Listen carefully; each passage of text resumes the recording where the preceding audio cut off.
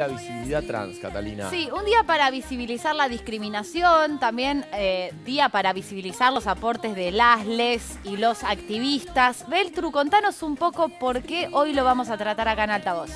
Bueno, es importante recalcar que hoy recibimos el 31 de marzo, el Día Mundial de la Visibilidad Trans, con una triste noticia y con una incógnita que sigue sin ser respondida, que es ¿dónde está Tehuel? Tehuel de la Torre desapareció hace ya 20 días en San Vicente, fue una entrevista laboral, es un varón trans, todavía no sabemos dónde está y es por eso que hoy en Altavoz también vamos, además de hablar de este tema, visibilizar y reflexionar un poco con el informe que trajimos sobre cuál es la importancia y qué nos tenemos que preguntar en un día como hoy. Bueno, vemos el informe y arrancamos porque tenemos muchos invitados, invitadas, invitades. El 31 de marzo se conmemora mundialmente el Día de la Visibilidad Trans. Su objetivo es generar conciencia sobre la discriminación que sufren las personas trans en el mundo y celebrar sus aportes a la sociedad. Este día fue fundado por la activista estadounidense Rachel Crandall de Michigan en 2009 y es una excelente oportunidad para pensar el pasado, presente y los desafíos a futuro para asegurar una vida más digna para las personas trans en nuestro país. Se habla de paraguas de las identidades trans para agrupar a todas aquellas personas que autoperciben su género distinto al que se les fue asignado al nacer. Nuestro país supo tener una amplia tradición de edictos policiales y constituciones provinciales que criminalizaban a las distintas identidades trans y de la diversidad sexual. La lucha de los compañeros trans porque esas legislaciones transfóbicas sean derogadas inauguró un activismo que concretó uno de sus grandes sueños con la Ley de Identidad de Género en 2012. Aún con esta ley, la expectativa de vida promedio de las personas trans en Argentina siguió siendo por mucho tiempo de 35 años. El año pasado se decretó el cupo laboral trans en el Estado, pero queda mucho por hacer para mejorar las condiciones de esta población. En el Día de la Visibilidad Trans, reflexionamos de qué manera podemos contribuir a una vida más digna para las, los y les trans. Bueno, y para hablar de esto tenemos invitadas. Está Ornella Infante acá en el piso. Bienvenida, Ornella. Ornella es mujer trans, militante social, feminista, secretaria nacional del Frente Nacional por la Igualdad del Movimiento Evita. Buenas tardes. ¿Cómo están? Qué gusto estar con ustedes. Lo mismo Gracias. decimos nosotros. Y también está por Zoom Marlene Guayar, que es activista trans y además es autora de libros muy exitosos. ¿Cómo andás? Hola, buenos días. Buenas tardes. Buenas tardes. Buenas tardes. Te acabas de levantar, Marlene. Estás como decí la algunas verdad. personas que se levantan tarde, Marlene. Ojalá, no es así. Como nuestro productor. Bien, era siempre para Cole. Una del programa tiene que haber, pobre Cole. Yo ya estoy de vuelta, Len. Bueno, Ornella, bienvenida, un placer. Muchas gracias, es un gusto estar acá. Primero, para tratar de entender cuál es la idea del día de hoy. ¿Qué es lo que hay que visibilizar en el día de hoy? Bueno, la visibilización es importante dado a que una población que no se visibiliza es una población que no existe. Si no estamos visibles, si no existimos hacia los ojos de quienes gobernamos circunstancialmente, y digo gobernamos porque también soy directora del INADI, no se va a crear una política de Estado para ese sector. Así como también si este sector, la comunidad trans, no participa en la política, es muy difícil que los estados generen políticas de Estado para el sector que no tiene participación. Así que es importantísimo eso. Y también visibilizarnos, porque como lo decía el informe, la expectativa de vida de la población trans es de 35 y 40 años. Una población que a esta altura tenga una expectativa de vida inferior a la de cualquier persona cisgénero es lamentable.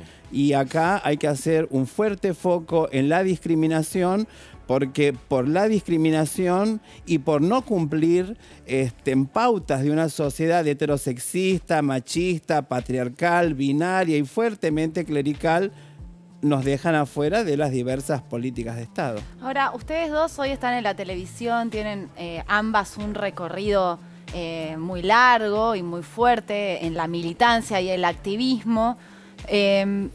¿Cuánto costó porque vos lo estás diciendo muy bien, Ornella, la expectativa de vida de la comunidad es de 35, 40 años. Claramente tienen que salir a pelear, pero no nos involucramos todes. Se involucra solamente una parte de la comunidad, algunos activistas. ¿Cuánto costó, primero, llegar a donde están ustedes, a espacios de visibilidad para poder visibilizar su lucha? ¿Y cuánto le cuesta a los jóvenes que ahora se están involucrando? A ver si por ahí, Marlene, vos me podés contar y después Ornella. Bueno, claro, mira, el costo ha sido de vida. Nosotras no éramos un puñado, por ahí nos equiparan a toda la comunidad trans y eso es parte de la visibilidad, ¿no? Si bien somos una comunidad enorme desde siempre, la verdad que con este puño puedo contar Nadia Chazú, Loana Berkins, Diana Zacayán, Maite Amaya y alguna otra más, pero realmente el activismo éramos nosotras, eran nuestros cuerpos en la zona roja de Palermo, mientras el resto trabajaba y padecía las generales de la ley, pero costó romper el miedo de las propias compañeras para que salgan a hacer. Costaron muchos años llegar a una ley de identidad de género para personas que tenían el sentimiento, pudieran expresarlo, ¿no? Como Ornella misma, que son de la generación post-ley de identidad de género, ¿no? No como la generalidad en Latinoamérica, que tomamos la decisión desde niñas, y desde niñas visibilizar que la discriminación, el odio, la violencia, la violación sistemática es desde los 8 y los 13 años. Eso es muy difícil, ¿no? Claro. Se nos piensa como un constructo homogéneo y somos total y absolutamente heterogéneo. No es lo mismo vivir en Ciudad Autónoma de Buenos Aires, en Córdoba capital, en Rosario capital, que en las diferentes interiores, ¿no? En Zapala, no es lo mismo vivir en La Matanza, no es lo mismo vivir en el Gondolín, estando dentro de la capital federal, que yo que vivo en Caballito. Hay diferencias abismales. ¿Cuáles, Marlene? Yo me las imagino, pero el que no sabe, el que vive en Neuquén, está viendo en este momento, nunca vino acá a la Ciudad de Buenos Aires ni a la provincia.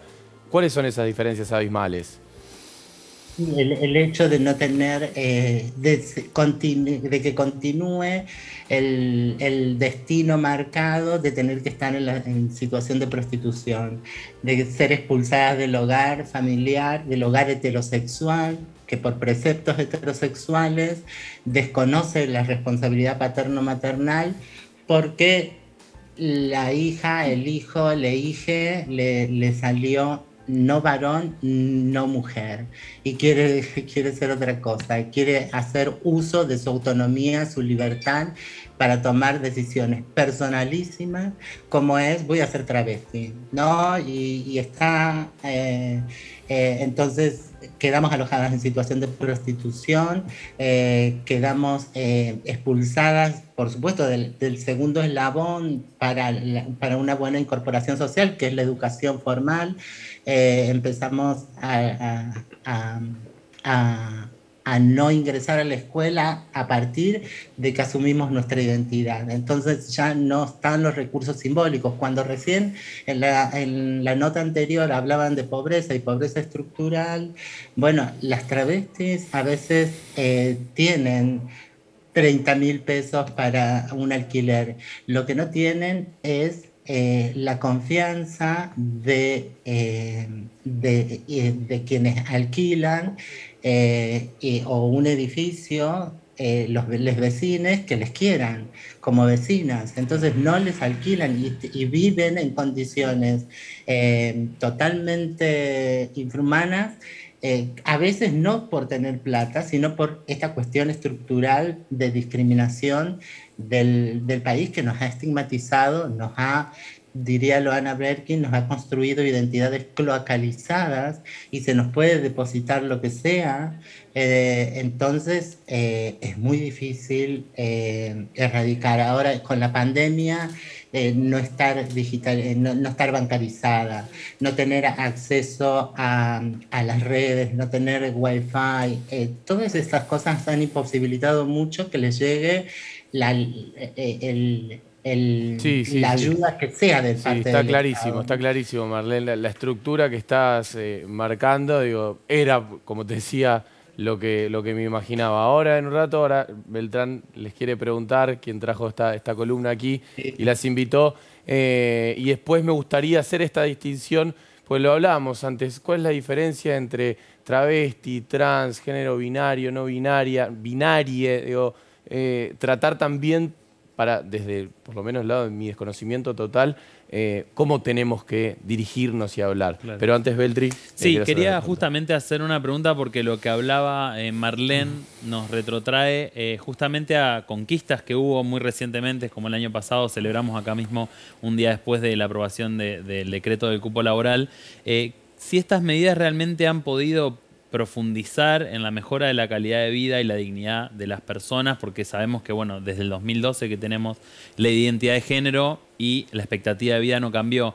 Ahora, el cupo laboral y otro tipo de medidas que impulsó personas como Ornella y obviamente bajo la trayectoria del activismo de personas como Marlene, ¿ha logrado cambiar la realidad de las personas trans en Argentina hoy?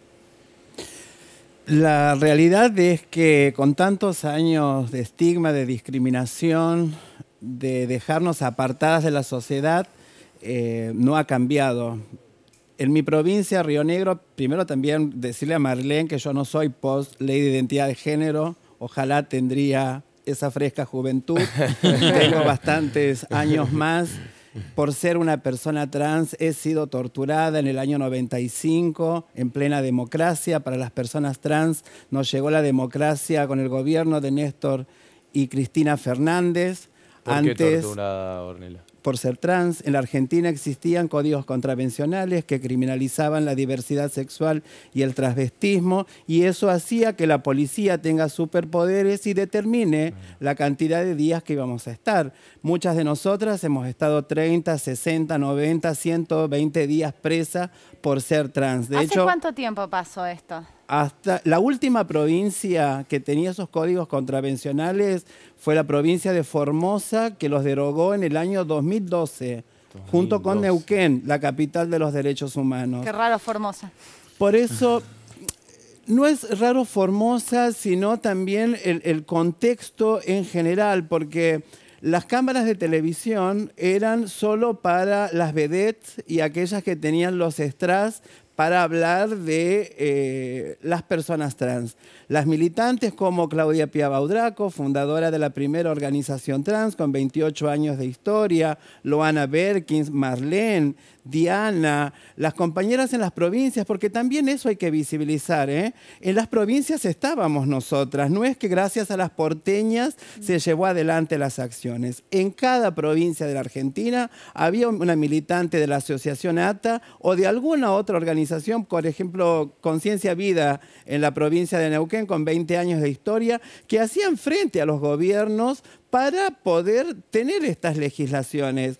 Y esto con mucho respeto lo digo, ¿eh? Eran pocas las organizaciones de los derechos humanos, salvo hijos, madres y abuelas, que nos acompañaban. Después el resto estábamos en absoluta soledad. Miraban para otro costado. Me acuerdo, y Marlene participó de ese primer encuentro de personas trans que hicimos, y en donde ideábamos la ley de identidad de género.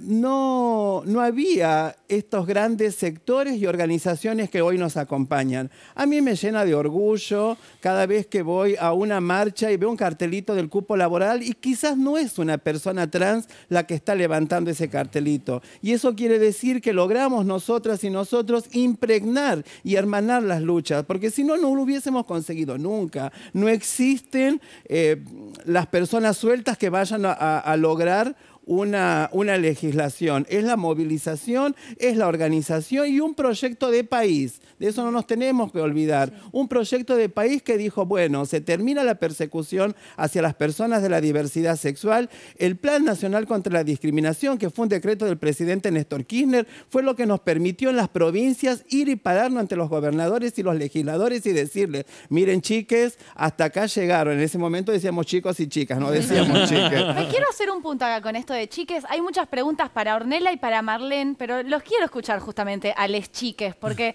muchas veces acá hablamos con lenguaje inclusivo, en las redes sociales nos atacan, menos y creo yo. que es un buen momento, por ejemplo, para que nos cuenten por qué es tan importante la E. José. Bueno, la E yo creo que viene a representar el lenguaje inclusivo no binario, ¿no? Justamente esta categorización del no binarismo, como poder salir de las definiciones de mujer, cis, varón, cis y abarcar un espectro mucho más grande, ¿no? Como son las identidades no binarias o gender fluid u otro tipo de cuestiones. ¿Cuál es la diferencia, por ejemplo, entre una persona no binaria y gender fluid?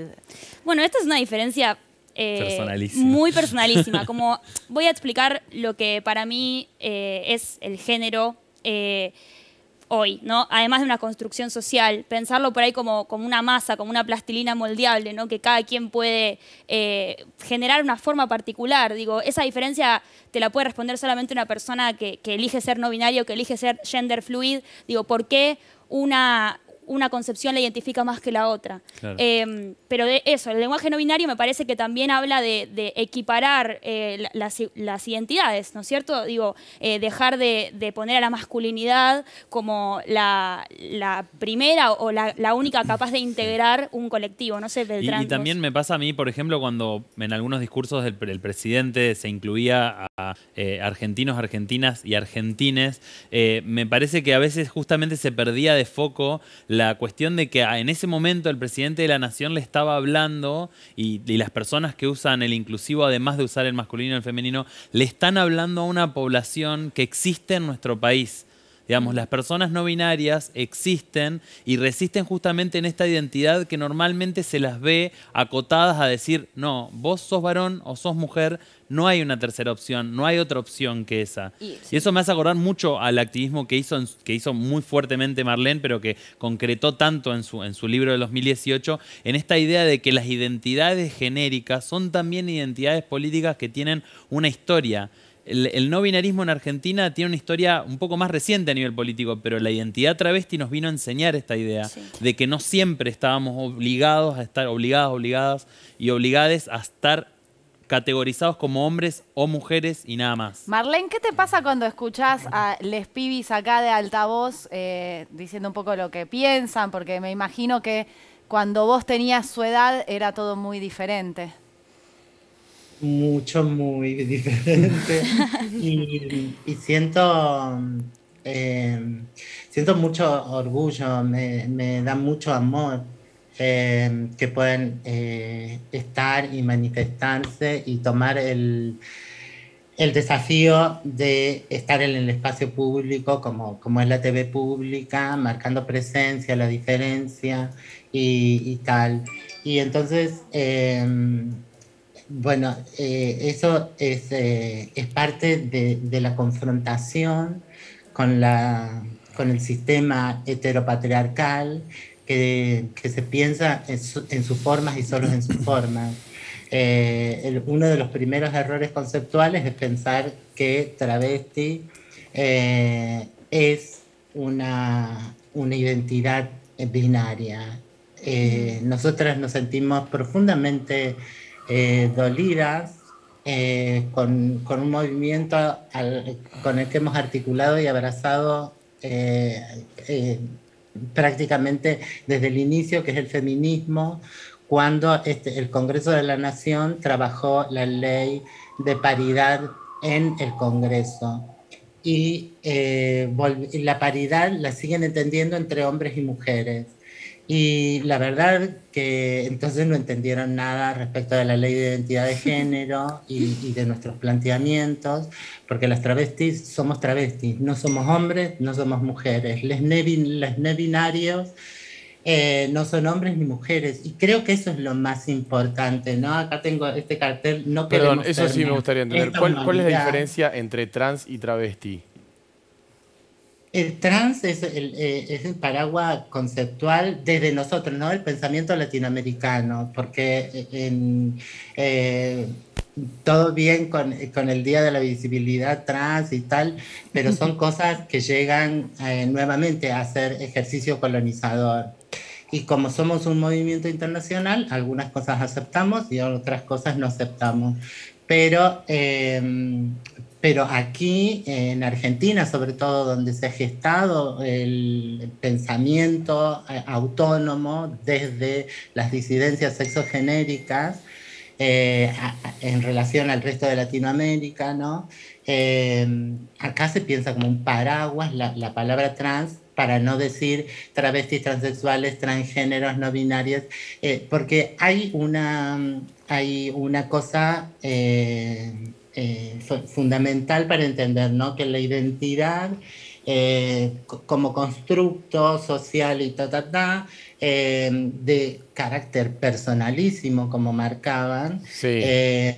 está construida no solo de cuestiones positivas. Yo no solo soy travesti, tengo 53 años, soy cordobesa, soy migrante. Autora. Soy autora, qué sé yo, pero la política identitaria te tiende a simplificar. Sos originaria, sos rural, sos urbana, sos pobre, sos rica. Es un mundo un poco de etiquetas también, ¿o no, Ornella? Claro. Sí, es un mundo de etiquetas con en el una que... mesa política, la verdad que interesa bastante poco qué voy siendo yo. Y sí interesa mucho que no soy genocida. Si yo les digo que no soy genocida, a ustedes les debe eso interesar mucho. No soy ladrona, no porto armas, no soy asesina, no soy violadora de menores, no soy cura violadora de menores. Eso me parece que políticamente es importante. No soy traidora, no soy vendepatria. Como decía Cata, digo, es un mundo de etiquetas y lo tratamos muchísimo, ¿no? En este programa y tratamos justamente de desetiquetar, hacerlo aquí en este espacio de Altavoz. Así que les queremos agradecer a las dos, gracias por haber estado acá. Si querés dar un mensaje final, breve. Sí, aprovechando este espacio que están tantos jóvenes y que en nuestras casas y en las casas y en las provincias nos están viendo, convocarlos y convocarles a ir por lo que falta, aprovechar este contexto histórico y político que vivimos en la Argentina y que tenemos los mismos vientitos favorables que cuando derogamos los códigos contravencionales, cuando obtuvimos el matrimonio igualitario, cuando obtuvimos la ley de identidad de género, ir hoy por la ley antidiscriminatoria, la ley integral trans, para que toda la población trans esté incluida y que no suceda como sucede en mi provincia, que hay 8 municipios con cupo laboral, la provincia, y no se cumple en ningún lado. No podemos seguir estando a merced de la voluntad política de los diversos gobiernos. Así que aprovechemos también y vayamos para sacar la palabra sexo del DNI, que sería muy importante para que la población no binaria tenga los mismos derechos que tenemos el resto de los argentinos. Gracias, bueno, ahí va, Ornella. Gracias, Ornella. grande. Gracias, Marlene. Les agradecemos no solo por estar en Altavoz, sino también por su lucha. Muchas gracias. Bueno, quédense porque en el próximo bloque, ¿quién viene?